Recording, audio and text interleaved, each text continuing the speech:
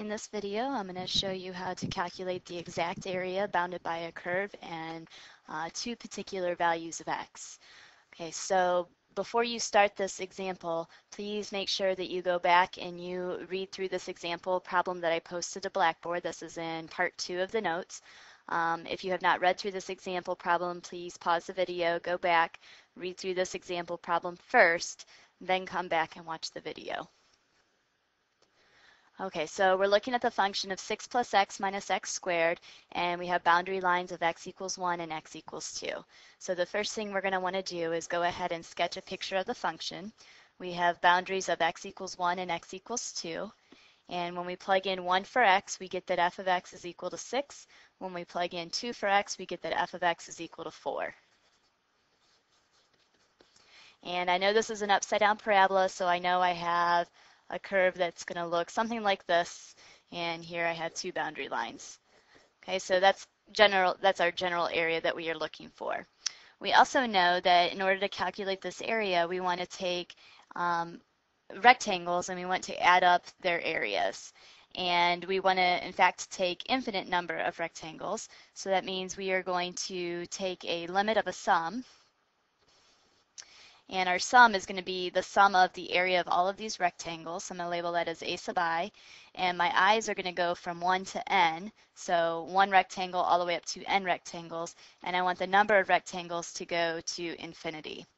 Okay, so now we just have to be able to identify what exactly is this a sub I term. Okay, well, a sub I is just going to be the area of all the rectangles. So that means we need each base, so base sub I times each of the heights. So I'm going to label that as height sub I. Okay, we've already discussed what the base of our rectangles are. Those are labeled with delta x. So delta x is b minus a over n. So in this case, we get 2 minus 1 over n, which is 1 over n for our delta x.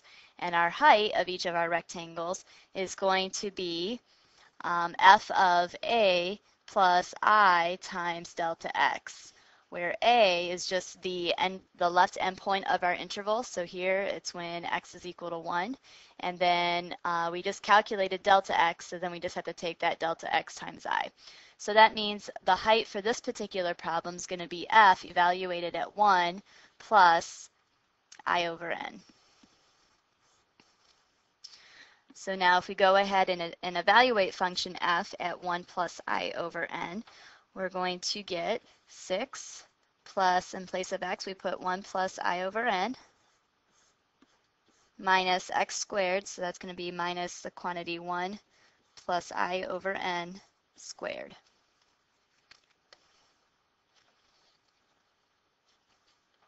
All right, and if we go ahead and we multiply this out and simplify, we get 6 plus 1 plus I over n.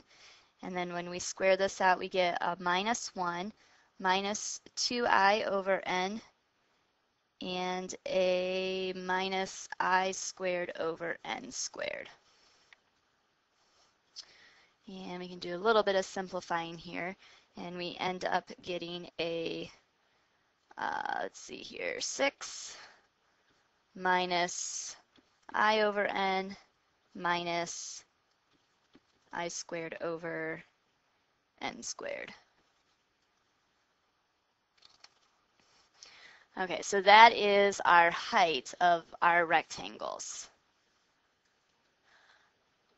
So now we want to go ahead and plug this in so that we can find the area.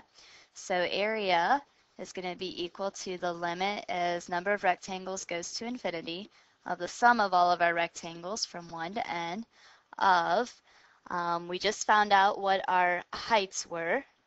That was 6 minus I over n minus I squared over n squared, and then times our delta x, and our delta x we found was 1 over n. So we're going to go ahead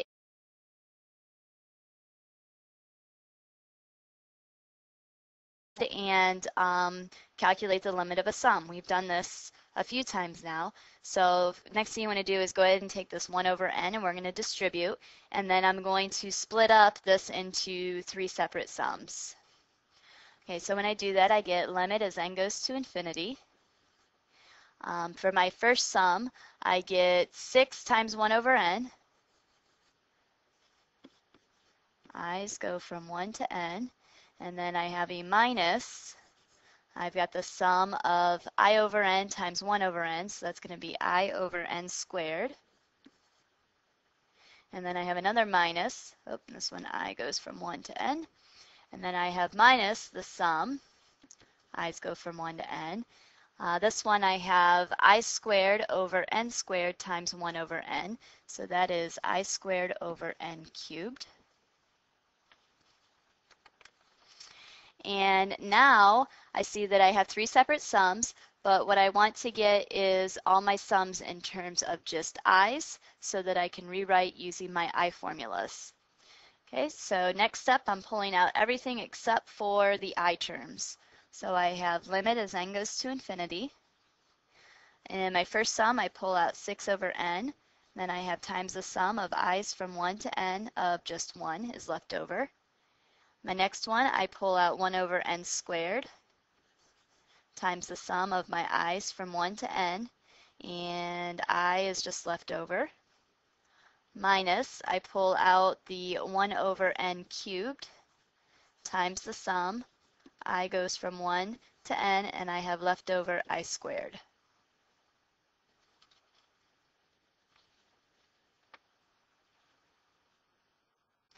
All right, so now I see that I have 3 separate sums all in terms of i's, and I know I have formulas that I can use to rewrite those. Okay, so I'm going to go ahead and do that next.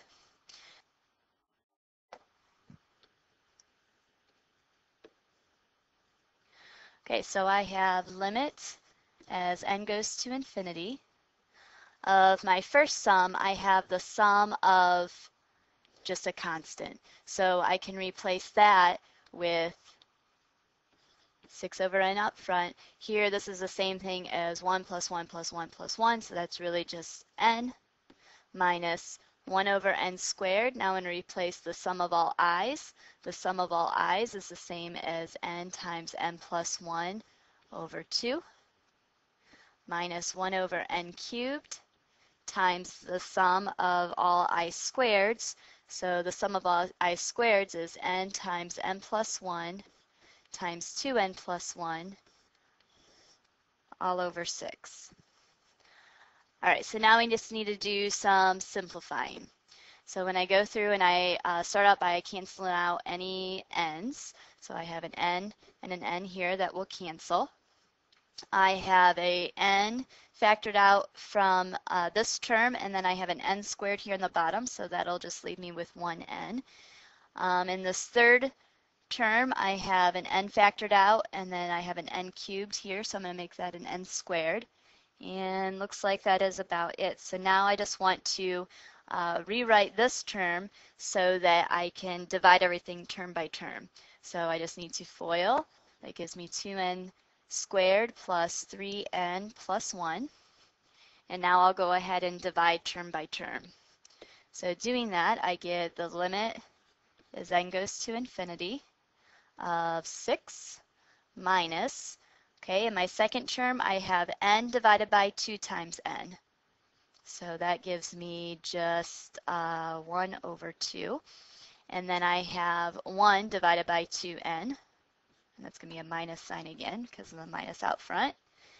Okay, my next term, I have 2n squared divided by 6n squared. So that gives me just a minus 1/3. And then I have a 3n divided by 6n squared. So that will give me a, oops, that should be a minus sign, a minus 1 over 2n. And then I have 1 divided by 6n squared. So that's a minus 1 over 6n squared. Okay, now all we have left to do is go ahead and take a limit. So I see that I have all of these fractions in which I have n going to infinity. When that is in the denominator, we know that those go to 0. So all 3 of those terms go to 0.